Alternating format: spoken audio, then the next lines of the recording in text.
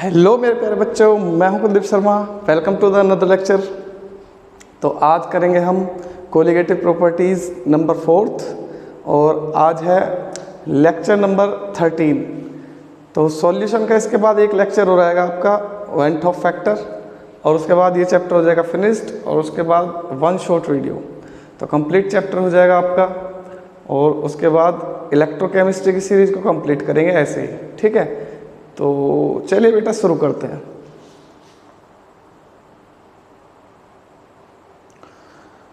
तो आज का हमारा जो फोर्थ है colligative properties, fourth colligative properties is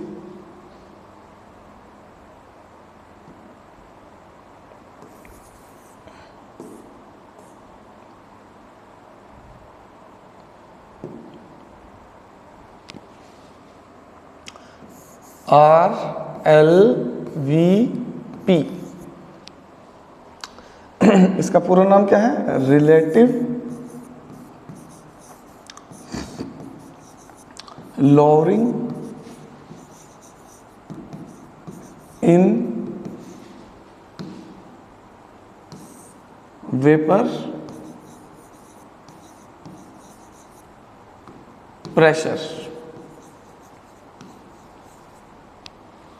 relative lowering in vapour pressure. तो relative lowering in vapour pressure होता क्या है भाई? Relative lowering in vapour pressure को पढ़ने से पहले आपको लोअरिंग इन वेपर प्रेशर का पता होना चाहिए। तो लोअरिंग इन वेपर प्रेशर ऐसी है जैसे आपने डिप्रेशन इन फ्रीजिंग पॉइंट पढ़ा था। क्या हुआ था उसमें? जब प्योर सॉल्वेंट में जब हम कोई सोल्यूट मिक्स कर देते हैं, प्योर सॉल्वेंट में कोई सोल्यूट मिक्स करने के बाद क्या हो जाता है? फ्रीजिंग पॉइंट कम, डिप्रेशन हो जाता है फ्रीजिंग पॉइंट में। बिल्कुल सेम ऐसे ही अगर हम किसी प्योर सॉल्वेंट में कोई सोल्यूट डाल देते हैं नॉन वोलेटाइल, तो उसका वेपर प्रेशर कम हो जाता है। भाई वेपर प्रेशर कम होता है, उसी से फ्रीजिंग पॉइंट होता है। तो यहाँ पर सिर्फ वेपर प्रेशर है। तो अब पहले मैं बताता हूँ आपको RLVP से पहले LVP। ये क्या है? लोअरिंग इन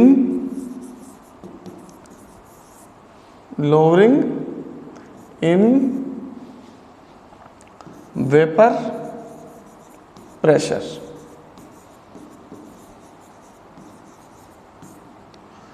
तो when a non volatile solute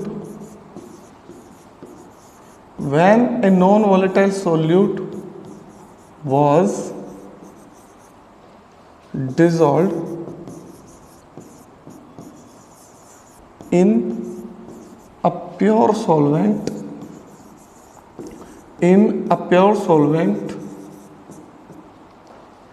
the vapor pressure of solution, the vapor pressure of solution decreases. This decrease in vapor pressure is called lowering in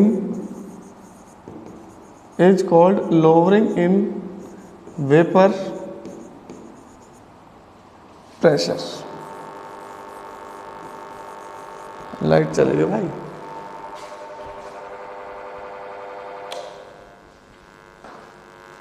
is called lowering in vapor pressure।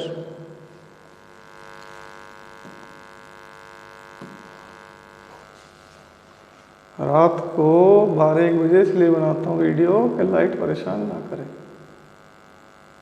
और पता नहीं क्या इसकी मुझसे दुश्मनी है, मेरे video बनाने के टाइम पे जाती है। भाई बिजली वालों, मैंने क्या बिगाड़ा तुम्हारा? चलो भाई देखो, अब सपोज करो मेरे पास ये है प्योर सॉल्वेंट ए, प्योर सॉल्वेंट है इसमें ए। अब जब प्योर सॉल्वेंट है, अब मैं इसे हीट करूंगा तो ए यहाँ से इवेपोरेट हो जाएगा, क्योंकि ए है लिक्विड, लिक्विड है मतलब वोलेटाइल है, ठीक है, मीन्स इट कैन इवेपोरेट। अब जब मैं इसमें डाल दूंगा बी, बी क्या है, नॉन वोलेटाइल,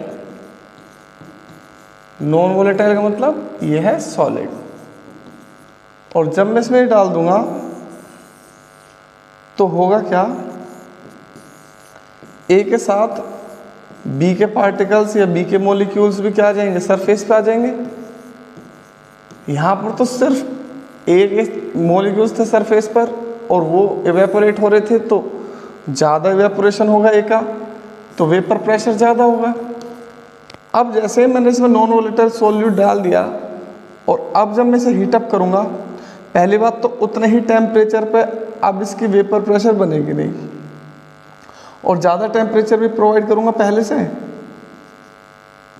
तो ए निकलेगा यहाँ से और बी नहीं निकलेगा, केवल ए निकलेगा। तो पहले देखो ये सारे जा रहे थे सरफेस वाले, अब केवल ये जा रहे हैं, यहाँ से ए जाएंगे, फिर इनकी जगह पे दूसरे ए आएंगे, फिर बी जाएंगे। भाई वेपर्स कम बनेगी तो वेपर कम बनेगी तो वेपर प्रेशर कम हो जाएगा। तो सॉल्यूशन का वेपर प्रेशर कम होता है प्योर सॉल्वेंट के कंपैरिजन में। ये है lowering in vapour pressure, this is lowering in vapour pressure. तो लेट्स सपोज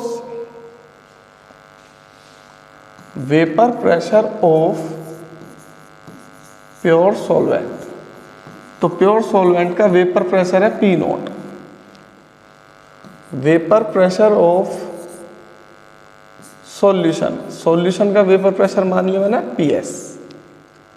तो लोअरिंग इन वेपर प्रेशर क्या आ जाएगा, ये आ जाएगा P naught minus P S, मतलब इतने की कमी हो गई।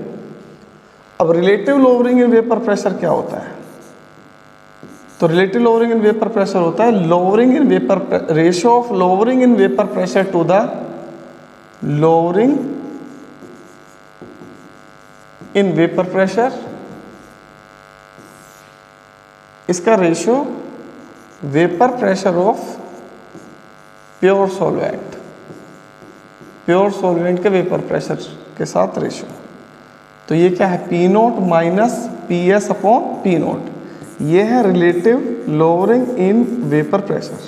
सो how can we calculate it, तो मैं इसे ऑलरेडी तो मैं प्रूव करा चुका हूँ राउल्ट्स लॉ के अकॉर्डिंग, क्योंकि राउल्ट्स लॉ मैंने आपको जब पढ़ाए थे तो मैंने वहाँ पे दो राउल्ट्स लॉ बताए थे। एक तो बताया था Raoult's law volatile volatile solution वाला, volatile volatile means liquid liquid solution, एक कराया था वोलेटाइल नॉन वोलेटाइल का लिक्विड सॉलिड सॉल्यूशन वाला। तो ये लिक्विड सॉलिड वाले सॉल्यूशन से निकलेगा, ठीक है। तो जैसे वहाँ पर पहले था प्योर ए, अब इसमें जब मैं बी डाल दूंगा तो अब इस सॉल्यूशन में ए के साथ कौन है, बी, लेकिन इस सॉल्यूशन का जो वेपर प्रेशर है वो ड्यू टू है A only. So according to the Raoult's law vapour pressure is directly proportional to the mole fraction of that component. So PA is equal to P note है XA। अब इस solution के अंदर XA और XB दो component है, XA plus XB कितना है, काय भी बोल देते हैं इसे हम, थोड़ा सा ऐसा बना देते हैं इसे, ठीक है। तो ये हो जाता है XB is equal to 1 minus XA। तो अपनी फैसिलिटी के लिए जो तुम्हें यूज करना है कर लो। तो P A is equal to P naught A 1 minus X A निकालना था मुझे यहां से।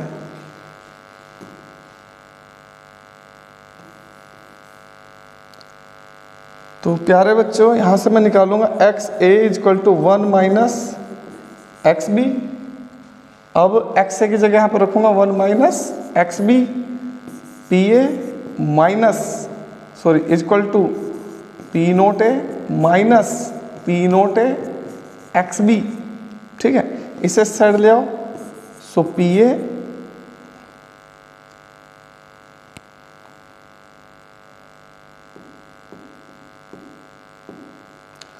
इसे साइड ले आओ तो ये हो जाएगा p naught a minus p a is equal to P naught a x b. अब इसे अपॉन में ले आओ, p naught a minus p a upon P naught a is equal to x b. देखो ये क्या है, अभी अभी जो मैंने ऊपर ये जो यहाँ पे किया है P naught minus P S upon P note, इससे कंपैरिजन करो।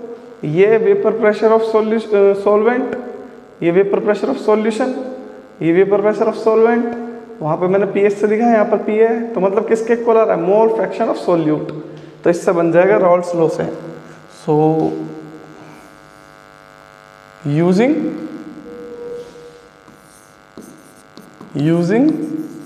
राल्ट्स लॉ, क्या है Raoult's law? Relative lowering in vapour pressure is equal to mole fraction of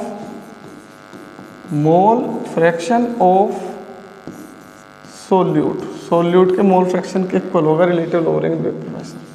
so P naught minus P S upon P naught is equal to mole fraction of solute x2, ठीक है।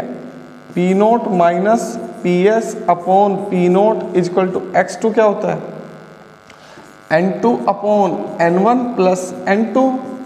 सो in solution moles of solute is very less as compare to moles of solvent. भाई solution काफ़ी ज़्यादा है, मान लो 5 litre है, उसके अंदर 1 ग्राम सोल्यूट है, तो तुम्हारे पास सोल्यूट क्या है, no moles of solute very less as compare to solvent. तो नेगलेक्ट कर दूंगा मैं यहाँ पर मोल्स ऑफ सोल्यूट को, एडिशन में कर सकता हूँ, डिवीजन मल्टीप्लिकेशन में नहीं। तो ये हो जाएगा N2 अपॉन N1, मोल्स को कन्वर्ट कर दो, P naught minus P S upon P naught, और ये हो जाएगा weight of solute upon molecular weight of solute, weight of solvent upon molecular weight of solvent. तो P naught minus P S upon P naught is equal to W2 into M1 upon M2 into W1।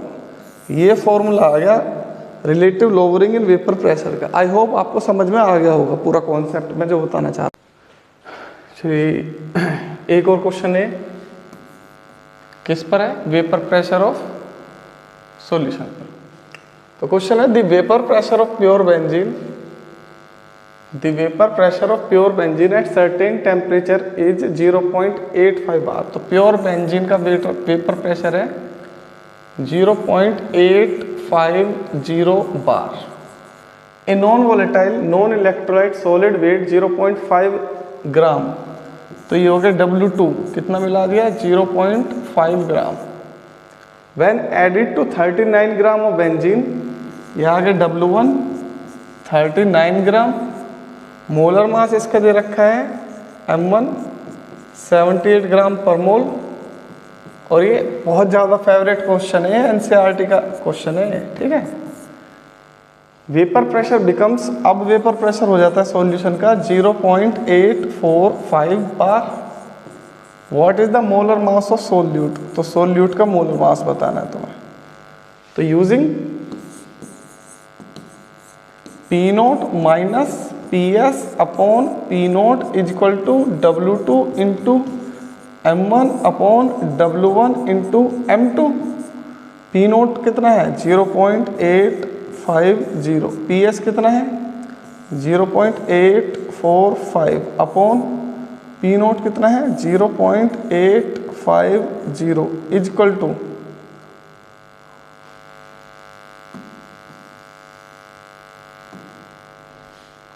Is equal to में W2 0.5 into M1 78 upon W1 39 into में M2 calculate करना है।